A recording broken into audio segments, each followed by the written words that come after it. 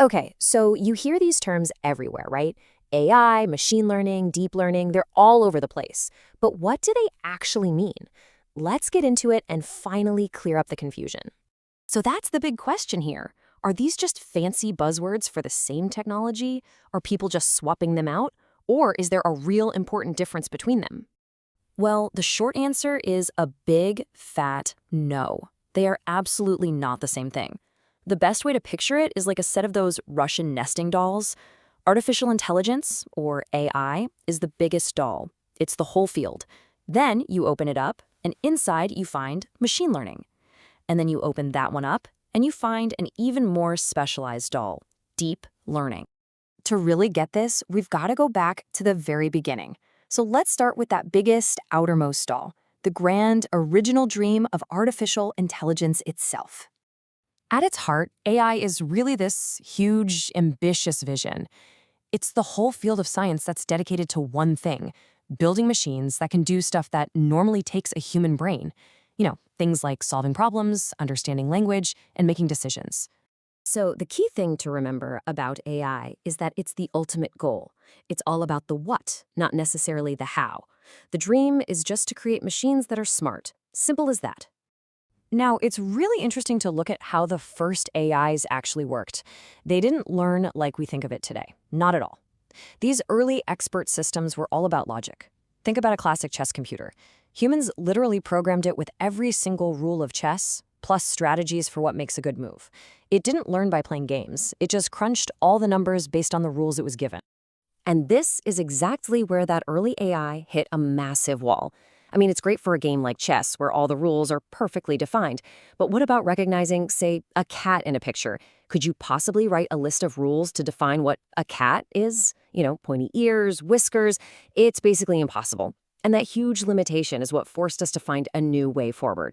So that very problem, how do you teach a machine to do things you can't write rules for? That led to a completely revolutionary idea. It was time for a machine that could actually learn for itself. And this is where we open up that next doll in our set, machine learning. So instead of feeding a machine a giant instruction manual, machine learning totally flips the script.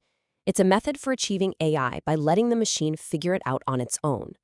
The whole idea is to let the computer learn from experience, or in this case, a whole lot of data. Okay, this slide right here is the absolute aha moment for understanding machine learning. With old school programming, you write the rules, you give it data, and it spits out an answer. But with machine learning, you give it the data and the answers, and it actually works backward to figure out the rules for itself. It creates its own logic. It's a total game changer. So let's go back to our pet photo problem. With ML, you don't write a single rule about what a dog looks like. You just feed the model thousands and thousands of pictures labeled dog and thousands labeled not a dog. And after seeing enough examples, it just starts to learn the patterns. It figures out what ears, snouts, and fur look like, all by itself. But of course, it's not quite that simple. There's another catch. While the ML model is great at learning patterns, it often needs a human to give it a head start. A data scientist might have to go in and manually point out the most important features for the machine to focus on, things like the shape of the snout or the texture of the fur. And as you can imagine, that can be a ton of manual work.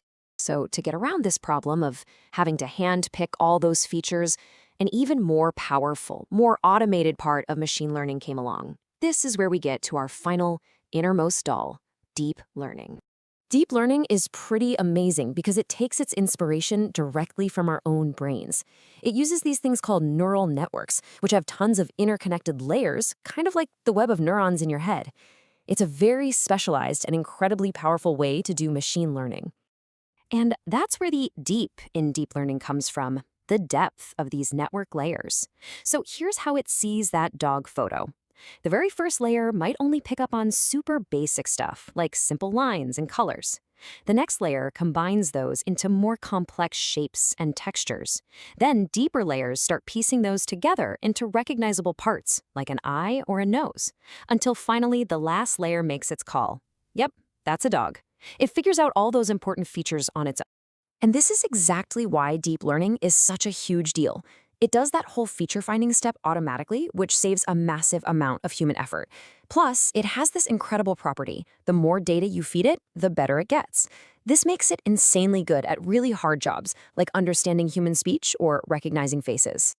Phew, okay. So we've gone from the big dream of AI down into the data-driven world of ML, and finally to the brain-inspired power of DL. Let's zoom back out for a second and put them all side by side to really nail this down. This table really makes it crystal clear. AI's goal is super broad, just make smart machines. ML's goal is more specific, learn from data to make predictions. And DL's goal is even more focused, learn the important features automatically. And remember, an AI doesn't have to learn. It can just be rule-based. But for both ML and DL, learning from data is the entire point. You know what? Let's use a self-driving car to make this really concrete. The AI is the whole system, the driver, making the final decisions like slow down or change lanes. Machine learning is its experience. It's what allows it to predict what other cars might do based on tons of driving data. And deep learning? That's the car's eyes. It uses those deep neural networks to look at the road and instantly say, hey, that's a stop sign, or watch out, that's a pedestrian. See? They all work together. Okay, but this isn't just some abstract theory for futuristic cars. The truth is, you are already using all three of these technologies every single day, and you probably don't even think about it. Think about it. When you talk to Siri or Alexa, you're interacting with a broad AI system. When Netflix or YouTube knows exactly what video you want to watch next, that's classic machine learning in action. And when you unlock your phone with your face in a split second, that's the raw power of deep learning. It's everywhere. So, to wrap it all up in a neat little bow, AI is the big dream, the destination we're heading for.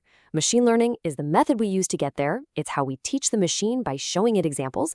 And deep learning is an even more powerful engine for that method, one that lets the machine basically teach itself. It's kind of wild when you think about the journey we've been on. We went from manually writing rules to getting machines to learn from data, and now to building machines that learn how to learn. It really makes you wonder, what's the next step? What's the next nesting doll in this incredible evolution going to look like?